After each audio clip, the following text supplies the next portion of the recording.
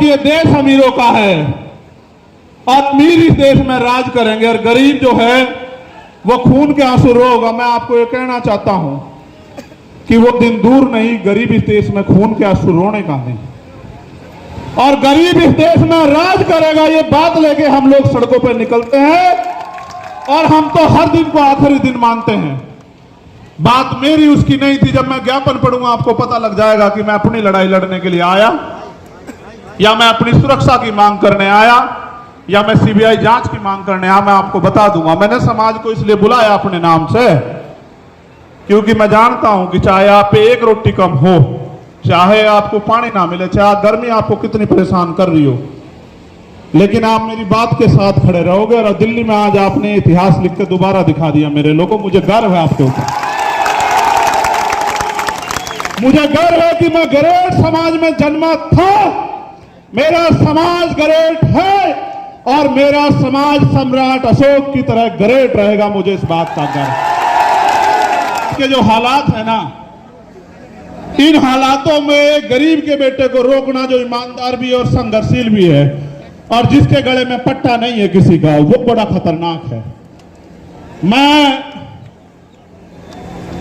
जब मैं कहता हूं ना, मुझे आदत है, हम पश्चिम के लोग हैं, तो भाई आप इसे हम ही मानना करो, ठीक है?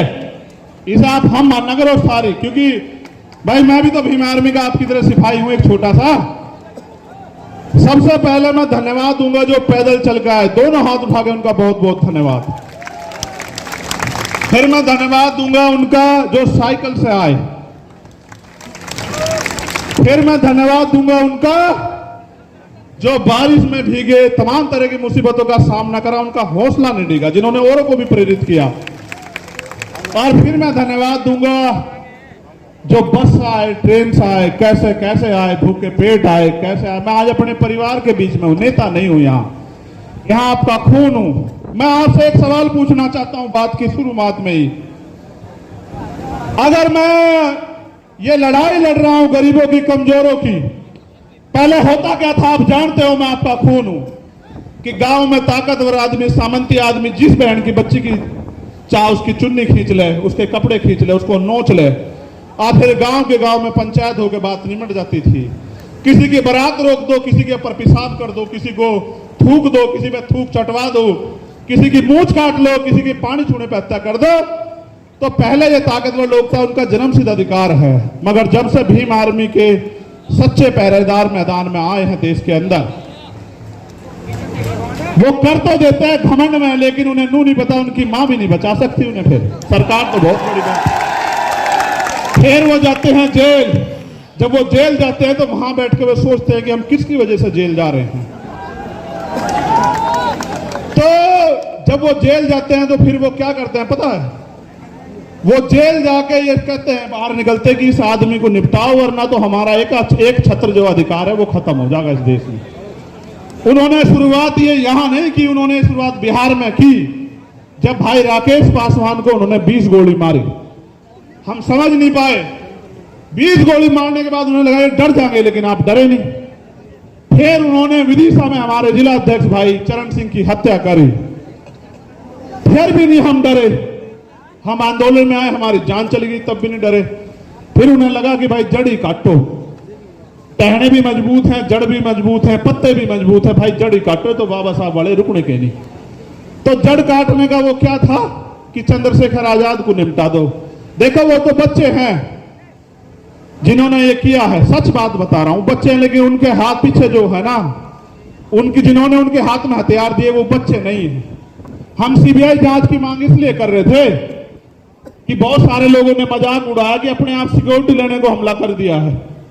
जिसकी रक्षा इतना बड़ा समाज करता हो, जिसकी रक्षा जो है सम्राट वीर भोज के वंशज करते हो, जिसकी रक्षा सर छोटू राम के वंशज करते हो, जिसकी रक्षा गुरु गोविंद सिंह जी के बच्चे करते हो, जिसकी रक्षा सदगुरु रविदास जी महाराज के बच्चे करते हो, जिसकी रक्षा भगवान वाल्मीकि महाराज के बच्चे करते हो, उनको लगा कि वो उसको मिटा देंगे। ये किसान कमेरों की आवाज है। ये मिट्टी का भले ही हो, लेकिन इसके लोगों ने इसे बड़ा ताकतवर बनाया। ये एमपी एमएलए भले ही ना हो, लेकिन ये अच्छी अच्छी सरकारों का गला पकड़ने का दम रखता है, ये बात सब लोग जानते हैं। सम्मानित साथियों, आज इस पावन अवसर पे, क्योंकि भीम आर्मी का स्थापना दिवस भी है, 8 साल पहले आज ही के दिन हमारे माननीय राष्ट्रीय अध्यक्ष और तमाम हमारे सिपाहियों ने यह ऐलान किया था कि भीम आर्मी भारत एकता मिशन के नाम के संगठन के जरिए हम इस देश में मनुवाद ब्राह्मणवाद की जड़ें काट देंगे। जो कारवा एक छप्पर से चला, आज वो कारवा सैलाब के रूप में दिल्ली की सड़कों पे है। प्राइमरी स्कूल के मास्टर के इस बेटे ने कभी सोचा नहीं था कि अगर ईमानदारी से काम करने वाले को इतना प्यार मिलता है तो फिर लोग ईमानदारी से क्यों नहीं काम करते।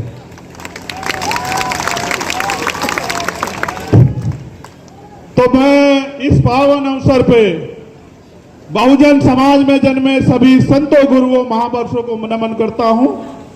भगवान बुद्ध, सदगुरु रविदास जी महाराज, गुरु नानक देव, संत कबीर, भगवान वाल्मीकि महाराज, गुरु घासीदास, राष्ट्रपिता ज्योतिबा फूले, छत्रपति साहू जी महाराज, बाबा साहब अंबेडकर, नारायण गुरु संत गाडगे जी महाराज, चौधरी सर छोटू राम जी, कोतवाल धन सिंह गुर्जर जी, संत राम बीए प्रजापति जी, महामना रामसू वर्मा जी, बाबू जगदेव प्रसाद कुशवाहा जी, इनको इसलिए याद करो, ऐसी सभा में उनको गोली मार के खत्म किया गया था। वो ऐसे सिपाही, राष्ट्रपिता ज्योतिबा फूले की मूवमेंट के सिपाही, जिनको मारने का काम जो है बिहार में किया गया था। जननायक कर्पूरी ठाकुर, मान्यवर काशीराम साहब, मान्यवर दीना भाना वाल्मीकि साहब को नमन करता हूं। और सम्मानित साथियों, मुझे संदेश के तौर पे आपको यह कहना है, मैं आपसे पहले पूछना चाहता हूं, क्या मैं कोई गलत लड़ाई लड़ रहा हूं? नहीं, दोनों हाथ उठा के बताओ। एक चीज और बता दो पहले ही, बात पक्की करके चलेंगे आज। खुश रहो, खुश रहो। बेटियां पैर नहीं छुआ करती, बेटियों के 2 हाथ सर पर रहने चाहिए। क्या अगर मैं लड़ाई गलत लड़ रहा हूं और ये लड़ाई मुझे नहीं लड़नी चाहिए, तो आप आज इशारा कर दो। मैं ईमानदार से कह रहा हूं, मैं राष्ट्रीय अध्यक्ष जी को लिख के दे दूंगा कि हम ये संगठन बंद करके कोई खेती किसानी का काम कर लेंगे। जो आखिरी में बैठे हैं वो सब लोग बताओ भाई, ऐसा नहीं चलेगा। हाथ उठा के बताओ, ये काम बंद कर दूं? अच्छा, अब सुनो, फिर गौर करो। 1 सेकेंड, 1 मिनट रुक जाओ। ये काम कामयाब कैसे होगा ये भी समझते हो? कब तक मैं आपको दिल्ली बुलाता रहूंगा, भोपाल बुलाता रहूंगा, भरतपुर बुलाता रहूंगा, छत्तीसगढ़ उड़ीसा बुलाता रहूंगा, झारखंड बुलाता रहूंगा? कब तक? हर चीज की एक सीमा होती है। मैं भी आपको बुला बुला के थक गया, लेकिन जो अन्याय अत्याचार हो रहा है वो बंद नहीं हो रहा है। अन्याय अत्याचार बंद करने के लिए पहली 3 बातों पर आप गौर कर लो। पहली ये कि हमें संविधान ने बराबर के अधिकार दिए हैं, सत्ता में हमारे लोग नहीं हैं, इस वजह से, क्योंकि जिनकी सत्ता होती है उनके साथ अन्याय अत्याचार नहीं होता है। तो मान्यवर काशी